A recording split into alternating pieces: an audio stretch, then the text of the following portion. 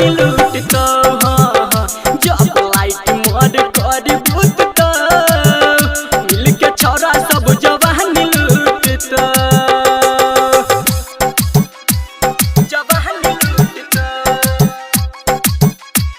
जवानी लूटता। Music by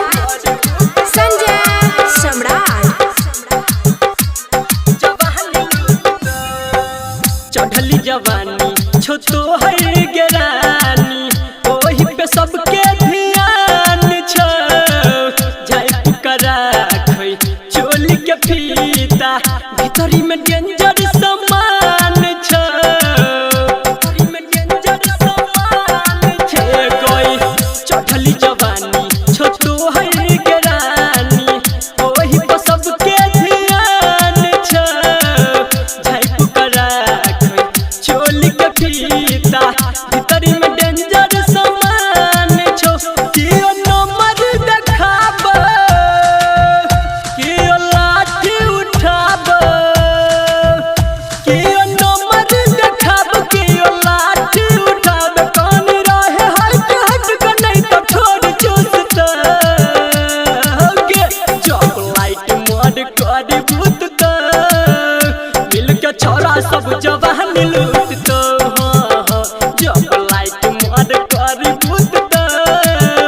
मिल के छोरा सब जवानी लूटता। प्रेजेंटेड बाय मां म्यूजिक रिकॉर्डिंग स्टूडियो लदनिया। जवानी लूटता म्यूजिक बाय संजय सम्राट।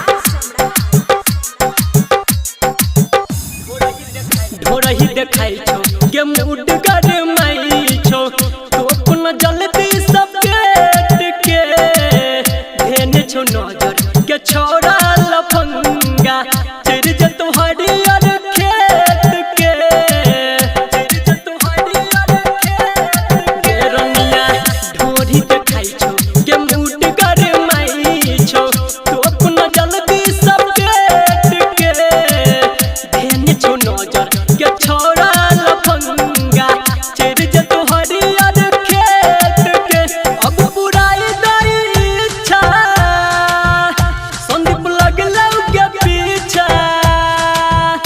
अब बुराई पे हमर इच्छा संदीप लगलौ के पीछा राइटर पंकज सुधाई के खल में धान कूटता